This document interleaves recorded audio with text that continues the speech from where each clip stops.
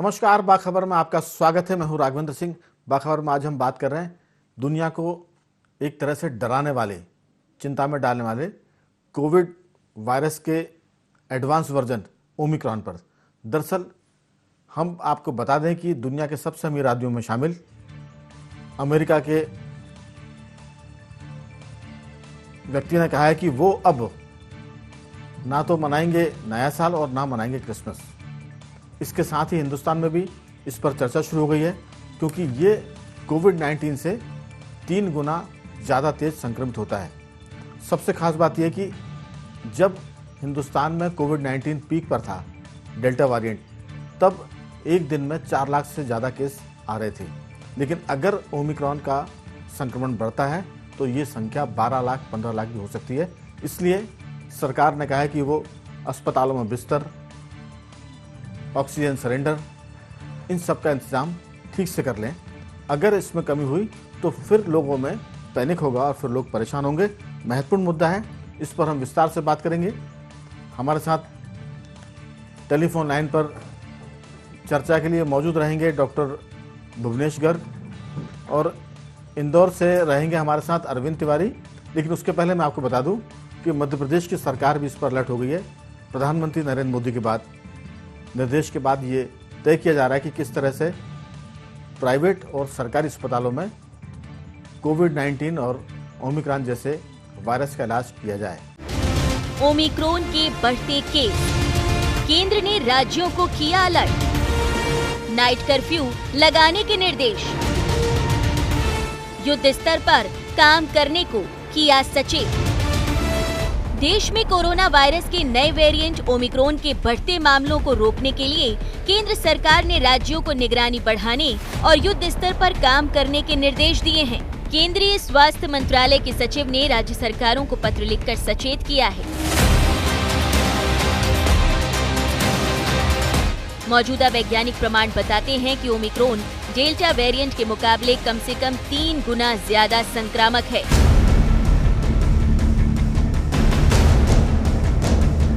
उन्होंने राज्यों से जिला स्तर पर निगरानी बढ़ाने, टेस्टिंग बढ़ाने और अस्पतालों को किसी भी स्थिति से निपटने के लिए तैयार रखने के निर्देश दिए। महाराष्ट्र, ओडिशा और जम्मू कश्मीर में नए मामलों की पुष्टि। महाराष्ट्र में ओमिक्रॉन के सबसे ज्यादा केस। जिन जिलों में संक्रमण दर 10% से अधिक, वहां निगरानी और टेस्टिंग बढ़ाएं। रोकथाम के कड़े उपाय अपनाएं। जरूरत के हिसाब से स्थानीय स्तर पर नाइट कर्फ्यू जैसे प्रतिबंध भी लगाएं। बड़ी गैदरिंग पर रोक और शादी जैसे समारोह में लोगों की संख्या को कम करें। इसके साथ ही राज्यों को टीकाकरण बढ़ाने के साथ 100% वैक्सीनेशन कवरेज के लक्ष्य को पूरा करने को कहा गया है। गौर हो कि प्रदेश के मुखिया शिवराज सिंह चौहान का कहना है कि अभी खतरा टला नहीं है, सभी गाइडलाइन को अपनाएं। कोरोना की तीसरी लहर दुनिया के कई देशों में आ चुकी है और इसलिए मेरी अपील है, मेरा निवेदन है कि हम असावधान ना रहें। हम ये ना भूलें कि पहली और उसके बाद दूसरी लहर में हमने कई अपनों को खोया है। सभी प्रदेशवासियों से फिर हाथ जोड़ के अपील कर रहा हूं, जिन्होंने अभी तक सेकेंड डोज नहीं लगवाया, कृपया करके तुरंत लगवा लें। पहला किसी का रह गया हो तो वो भी लगवाएं, वो बहुत बड़ी लापरवाही, अब तक नहीं लगवाया था। और जिनका पहला लग गया वो दूसरा डोज जरूर लगवाएं। वैक्सीन सुरक्षा कवच है और साथ ही वायरस से बचाव के लिए लोगों का जागरूक होना भी उतना ही जरूरी है।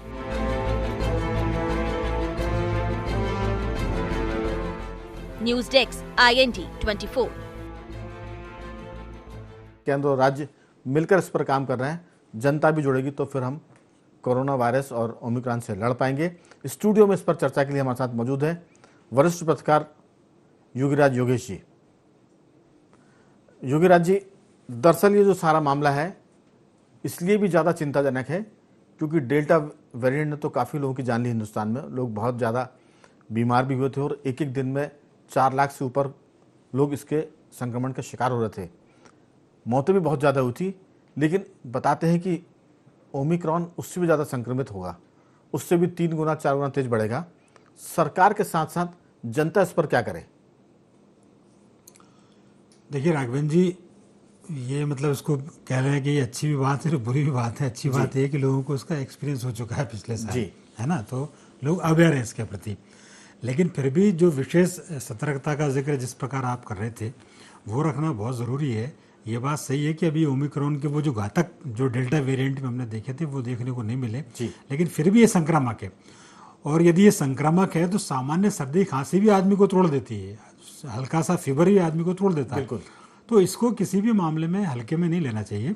और बीमारी तो बीमारी है, तो यदि इसको ये मान के चलेंगे कि ये तो उससे डेल्टा से कम खतरनाक है, तो ये अपनी लापरवाही होगी। बिल्कुल। और इसमें लापरवाही बिल्कुल भी नहीं बरतना है। मैं कोई विशेषज्ञ, चिकित्सा विशेषज्ञ नहीं हूँ, फिर भी जिस तरीके के जो स्थितियाँ परिस्थितियाँ हमने पिछले साल देखी और अभी जो देख रहे हैं, तो डेफिनेटली जो चीज़ अपने हाथ में है, जिस पर हम नियंत्रण कर सकते हैं, वो हमको करना चाहिए। जैसे तमाम तरह के विशेषज्ञ कहते हैं, आप भी कई प्रोग्रामों में कह चुके हैं कि सोशल डिस्टेंसिंग का पालन करें, मास्क हमेशा पहने रखें, यही इसके इलाज, यही इसका कोई विशेष स्पेशल ट्रीटमेंट तो हमने पिछली बार भी नहीं देखा। बिल्कुल। हमारे साथ योगीराज जी टेलीफोन लाइन पर स्काइप पर जुड़ गए हैं डॉक्टर भुवनेश गर्ग जी। भुवनेश जी, आपका बहुत बहुत स्वागत है। हमें पता है कि आपको सर्दी लग गई है, एक आध दिन में हम इस पर भी बात करेंगे कि सर्दी से किस तरह बचें, क्योंकि आप डॉक्टर भी हैं, तजुर्बेकार भी हैं, कोविड पर भी आपने बहुत काम किया है। अब ये जो नया ओमिक्रॉन आया है, कोविड का जो मौसेरा भाई है, इससे कैसे बचा जाए, क्योंकि इसका संक्रमण बहुत ज़्यादा तेज है। डॉक्टर और जो रिसर्च करने वाले वो बता रहे हैं कि ये 3 गुना ज़्यादा, लेकिन जो चीज़ निकल के आ रही है वो शायद 4-5 गुना ज़्यादा तेज इसका संक्रमण होता है। आपकी राय कि इससे बचे कैसे? डॉक्टरों को भी आपकी सलाह और लोगों को भी आपकी सलाह की ज़रूरत है। गर्ग साहब।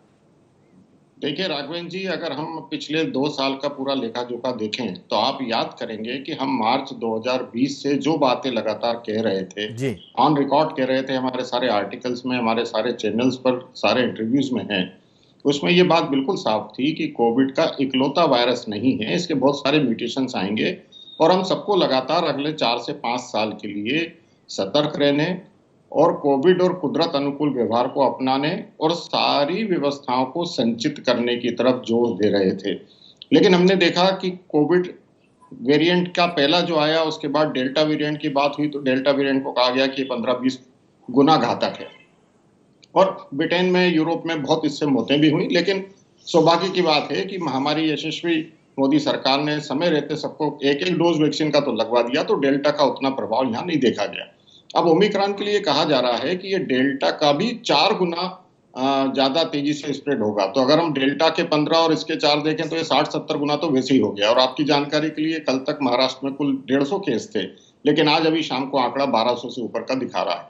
तो खैर ये एक बेसिक सी बात है, लेकिन इसमें मैं फिर सबसे वही बात कहूंगा कि लोग डराएंगे पर डरने का नहीं, लोग झांसे में लाएंगे अस्पतालों में भरने के लिए पर झांसे में आने का नहीं।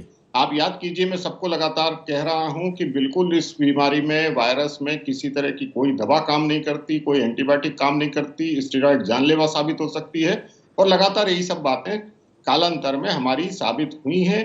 ये दुर्भाग्य है कि हमारे देश के नीति नियंता जो सिर्फ बड़े आलीशान कमरों में बैठे हुए अपनी अपनी नीतियां लगातार बदलते रहे, हमारे लगातार प्रोटोकॉल कोविड के चेंज करते हैं, आज कुछ कल कुछ, उसमें पूरा कंफ्यूजन खड़ा रहा, जिसकी वजह से सेकेंड लेयर में बहुत मौतें हुई। लेकिन सबको इस समय बेहद सतर्क रहने की जरूरत है।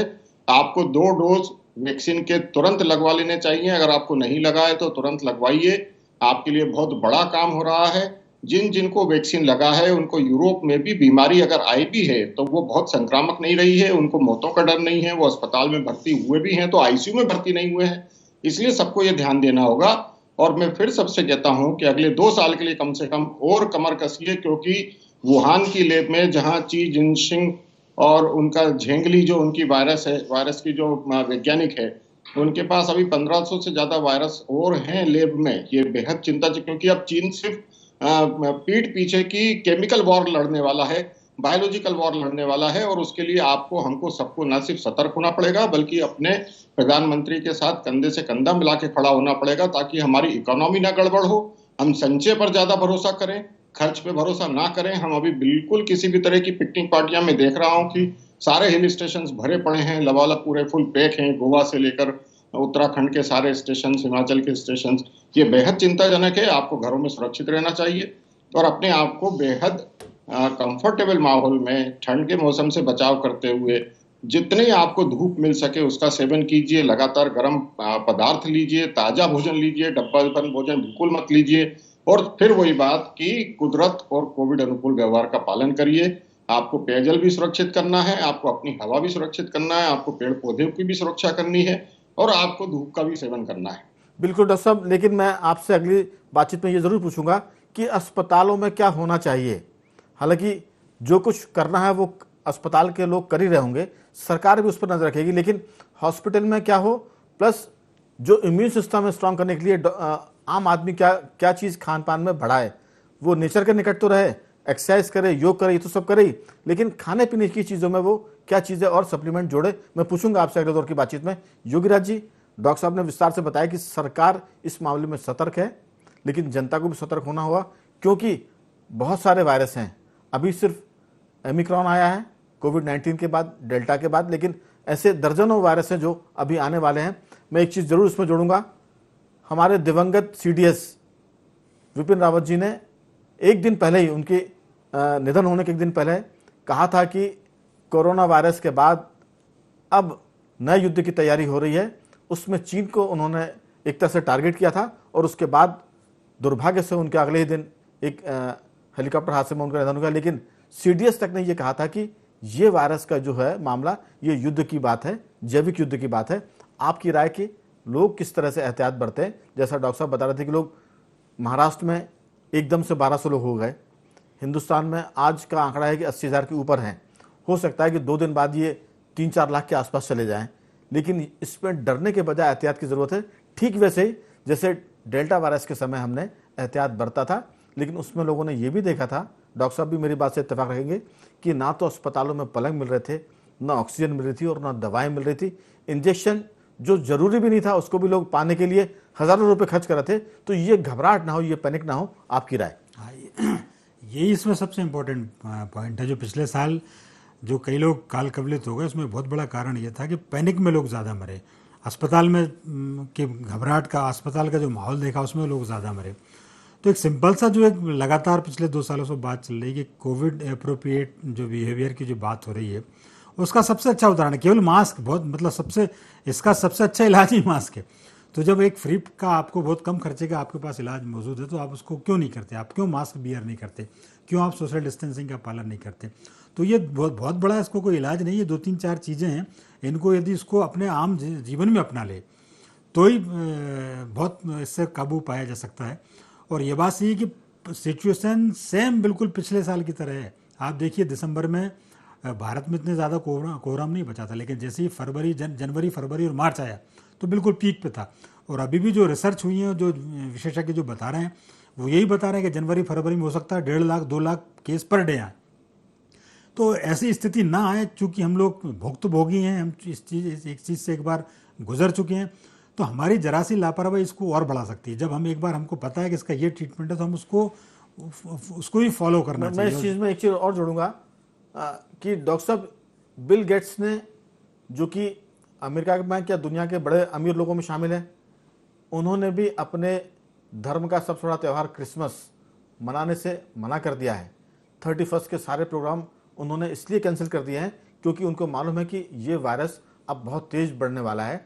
तो जब बिल गेट्स जैसा आदमी, जिसके पास इलाज के सारे साधन हो सकते हैं, वो बड़े से बड़ा डॉक्टर, बड़े से बड़ा अस्पताल को हायर कर सकते हैं, लेकिन वो भी जनता से दूरी बना रहे हैं, लोगों से दूरी बना रहे हैं, क्योंकि ये वायरस के संक्रमण से बचना चाहते हैं। सीधी सी बात जो आपने कहा कि आप नेचर के निकट आएँ, प्रकृति के निकट आएँ और प्राकृतिक जो खाना होता है उसको खान पान में शामिल करें। लेकिन जो बिल गेट्स ने किया है, हम जैसे हिंदुस्तानियों को भी क्या 31 जैसे आयोजनों से बचना चाहिए? भीड़ भाड़ से बचने की जरूरत है। अच्छी बात यह है कि डॉक्टर साहब, अभी शादी ब्याह बंद है 1 महीने के लिए, अगले महीने होगा, लेकिन ये मामला तो बहुत आगे बढ़ने वाला है। आपकी इस सब पर विस्तृत राय? आपने बिल गेट्स की बात करी तो फिर मैं वैक्सीनेशन प्रोग्राम और चाइना के साथ बिल गेट्स की सांठगांठ और उसका पूरा इतिहास खोद के आपके सामने रख देता हूं। जी। ये कितना बड़ा षड्यंत्र था जो बिल गेट्स ने खेला था वैक्सीन को लेकर। खैर अपन उस पर नहीं जाएं, क्योंकि हमारे देश ने बहुत सक्षमता से वैक्सीन तैयार कर ली और हम चाइना और बिल गेट्स के चक्रव्यूह में नहीं फंसे, तो जिसकी वजह से हम सब सुरक्षित रहे। लेकिन दूसरी बात कि जो बाइडेन ने अभी आधे घंटे पहले घोषणा की है कि जिसको वैक्सीन लगे हैं 2, वो न्यू ईयर का त्योहार मना सकेंगे। देखिए, अमेरिका में न्यू ईयर का त्योहार बहुत बड़ा होता है, सरकार चाहे तो भी इसको नहीं रोक सकती। तो इसलिए अमेरिकी प्रेसिडेंट ने अभी आधे घंटे पहले घोषणा कर दी है कि आप न्यू ईयर का त्योहार मना सकते हैं अगर आपके दोनों वैक्सीन लगी हुई हैं तो। अब ये विरोधाभासी बातें, यही मैं बात करूंगा। अमेरिकन जो उनके चिकित्सा प्रमुख हैं डॉक्टर फासी, उनका कहना है कि सबको बूस्टर डोज लगना चाहिए। आप याद कीजिए, हमने हमारे लेख में लिखा था कि जिस दिन ये वकालत हुई थी उसी दिन कनाडा के युवा कार्डियोलॉजिस्ट सौरभ की बूस्टर डोज लेने के बाद सोते समय डेथ हो गई थी। कोई कारण नहीं मिला उसका कि क्यों। तो WHO, अमेरिकन साइंटिस्ट, अमेरिकन सरकार, चाइना, इन सबके चक्रव्यूह में हमारे देश के ना तो मीडिया को आना है, ना हमारे देश के डॉक्टरों को, नीति नियंताओं को आना है। देखिए, हमारे देश का क्लाइमेट बहुत अलग है, हमारे देश की रेजिस्टेंस पावर बहुत अच्छी है। हम कचरा भी खाते हैं तो भी हम पनप जाते हैं। ये हमारे देश में कहा जाता है कि जब तक तुमने धूल नहीं फाकी तब तक तुमने क्या किया। तो बहुत सीधी सी बात है कि आप अमेरिकन पैटर्न, जहां पर ना तो 6 महीने सूरज निकलता है, वो डब्बाबंद भोजन खाते हैं, उनके अंदर इम्यूनिटी नाम की चीज नहीं है, उनको धूल नहीं मिलती तो उनकी इम्यूनिटी नहीं बनती, तो उनके कंपैरिजन में हम हमारे यहाँ की नीतियां नहीं बनाए। मैं आप 2 साल से आप याद कीजिए, मैं लगातार निवेदन कर रहा हूं सबसे कि आप अमेरिकन पैटर्न पर हमारे देश की नीतियां मत बनाइए, उनका अनुसरण मत कीजिए, आपको नुकसान होंगे। और यही हमने पहली दूसरी लहर में देखा। जिन लोगों को जबरदस्ती पकड़ पकड़ के अस्पताल में भर्ती किया गया, वो डर के मारे, घबराहट के मारे, दवाई नहीं मिल रही, पलंग नहीं मिल रहा, ऑक्सीजन नहीं मिल रही, ICU में भर्ती कर दिया, इधर मर रहा है मरीज, उधर मर रहा है मरीज। उसी घबराहट में बहुत से लोगों की जान गई। और हम बहुत जिम्मेदारी के साथ इस बात को कहते हैं कि हमारे 70, 80, 90 साल के भी बुजुर्ग जो हमारे संपर्क में रहे, करीब 400 से 500 परिवार जिनकी ऑक्सीजन 70, 80, 60 तक नीचे उतर रही थी और हम लोग खुले में ला रहे थे तो उनकी ऑक्सीजन तुरंत ऊपर जा रही थी। वो घर में थे तो उनके अंदर घबराहट नहीं थी, उनके अंदर परेशानी नहीं थी। और देखिए, जब आप अनर्गल एंटीबायोटिक्स का इस्तेमाल करते हैं तो हमारा शरीर वायरस से लड़ने की बजाय उन एंटीबायोटिक से लड़ना चालू कर देता है। नुकसान 2 तरफा होता है, इसलिए बहुत परेशानियां खड़ी होती हैं। मैं ये नहीं कह रहा कि इलाज कोई गड़बड़ है, लेकिन आपने सवाल पूछा था कि अब क्या अस्पतालों को करना चाहिए। तो मेरा बहुत स्पष्ट मानना है, जो मैंने पहली लहर में भी कहा, दूसरी लहर में भी कहा, कि सरकार तुरंत प्रभाव से खुले मैदानों को, खेल मैदानों को, बड़े बड़े शॉपिंग कॉम्प्लेक्स को, जहां बहुत खुली हवा है, वहां पर प्रॉपर 8-8, 10-10 फीट के डिस्टेंस में पलंग लगाए, सबको वहां पर सुरक्षित रखे। हम 99% लोगों को यहाँ से ठीक कर ले जाएंगे। सिर्फ 1% लोगों के लिए हमको अस्पताल और अस्पताल की व्यवस्थाओं की जरूरत पड़ेगी, और हम उनमें से भी बहुत को ठीक कर लेंगे, क्योंकि वहां भीड़ नहीं मचेगी, वहां डर नहीं होगा। और हमको बहुत स्पष्ट सी बात है, मैं फिर कहता हूं कि आपको किसी मरीज का मोबाइल बंद नहीं करना है, किसी मरीज के साथ आपको उसको अकेला नहीं छोड़ना, उसके साथ 1 या 2 अटेंडेंट उसके होने चाहिए। वो अपने घर के लोगों से बात करेगा, देखता रहेगा तो डर से बाहर निकल आएगा। आप उसको अकेला बंद कर देंगे, कमरे में बांध देंगे, पलंग से बांध देंगे, वो क्या करेगा आप मुझे बताइए, वो कैसे जीतेगा? बिल्कुल डॉक्टर साहब, आपने कहा कि बिल गेट्स के पास बहुत संसाधन थे। संसाधन तो हमारे आदरणीय स्वर्गीय लक्ष्मीकांत शर्मा जी के पास भी थे। क्या कर लिया हमने, क्या कर लिया देश ने? तो ये एक तरह की बात है कि किसके अंदर कितनी रेजिस्टेंस है और किसके खिलाफ क्या षड्यंत्र हुआ, मैं उस पर नहीं जाऊंगा, लेकिन बहुत सारी चीजें हैं जो अभी नेपथ्य में है, जिनके ऊपर बात होनी चाहिए। बिल्कुल, लेकिन मैं आपसे आखिरी दौर की बातचीत में जरूर ये पूछूंगा कि जो लोग मरीज हैं उनके लिए तो आपने बता दिया, लेकिन मरीज के जो परिजन हैं वो भी क्या करें? क्योंकि जो आपने कहा कि हिंदुस्तानी आदमी कुछ भी खा लेगा तब भी उसमें इम्यून सिस्टम ज्यादा स्ट्रांग बढ़ेगा, वो मजबूत रहेगा। जी बिल्कुल, आपने जो पूछा है जी आपसे अगले दौर की बातचीत पूछूंगा। हमारे साथ इंदौर से अरविंद तिवारी जी जुड़ गए, वरिष्ठ पत्रकार। अरविंद जी, बहुत स्वागत है। नमस्कार राकेश जी। दरअसल ओमिक्रॉन के मामले में पूरी दुनिया चिंतित है, हिंदुस्तान इसलिए चिंतित है क्योंकि हम कोविड-19 का सेकेंड वेव देख चुके हैं जो सबसे खतरनाक थी। लेकिन अब जो ओमिक्रॉन का मामला है उसमें मध्य प्रदेश में 2 मौत हुई है और दुर्भाग्य से वो दोनों मौतें इंदौर में हुई है। इंदौर के लोग कैसे सोच रहे हैं, क्या कर रहे हैं, आपकी उसमें क्या राय है, जरूर हमसे शेयर करें। देखिए, कल का जो चार्ट आया था उसमें इंदौर में 9 लोग कोरोना पॉजिटिव पाए गए और 2 लोगों की जो मौत हुई है उनके टेस्टिंग, वो सारे सैंपल टेस्ट के लिए भेजे गए हैं, तो उसके आने के बाद खुलासा होगा। लेकिन ओमिक्रॉन को लेके इंदौर के लोगों की चिंता भी बढ़ी हुई है। है ना। दूसरा ये कि जब हम हमने सेकंड वेव कोरोना की जो थी, उसके बाद बड़ी लंबी चौड़ी बातें हुई थी कि एहतियातन सारे प्रबंध करे गए हैं, ऑक्सीजन प्लांट लग गए हैं, ये हो गया वो हो गया। मूल बात राघवेंद्र जी ये है कि जो वैक्सीनेशन का मामला है, वो जिस तरीके से अभी कई लोगों को पहले डोज के वैक्सीन नहीं लगे, कई लोगों को दूसरे डोज के नहीं लगे। अच्छा, जो लोग जिनको पहले लग चुके दोनों डोज, उनको बूस्टर का इंतजार है, बूस्टर की अनुमति अभी मिल नहीं रही है। और खुद सेंट्रल एजेंसीज ने और जितने स्वास्थ्य संगठन है, उन्होंने कहा था कि ये जो दोनों डोज लग रहे हैं, इसका जो ड्यूरेशन है 3 या 4 महीने इसका असर रहता। तो ये सब, और ये इस सब के बीच जो ओमिक्रॉन की जिस तरह से चर्चाएं हैं और जिस तरीके से ये वापस संख्या बढ़ना शुरू हुई है, अभी इंदौर में जो मौतें हुई है वो चिंता का विषय है। और उसके बाद जो इनके सैंपल भेजे गए हैं, वो रिपोर्ट ईश्वर न करे कि कुछ इस तरह की आए कि जिससे इस शहर के लोगों की चिंता और बढ़े। लेकिन निसंदेह लोग चिंतित हैं।